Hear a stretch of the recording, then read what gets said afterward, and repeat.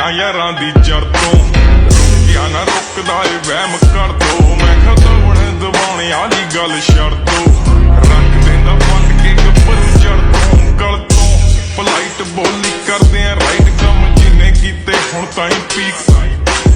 ਬਿਨਾਂ ਗੱਲੋਂ ਆ ਕੇ ਜੇ ਕੋ ਟੱਪਦਾ ਏ ਲੀਗ ਫੇਰ ਆਪਣੇ ਤਰੀਕੇ ਨਾਲ ਕਰਦੀ ਏ ਠੀਕ ਵੇਲੋ ਬੁੱਲੀਆਂ ਖਰਾਕਾਂ ਢੇਲੀ ਲਾਉਂਦੇ ਗੰਢ ਨੀ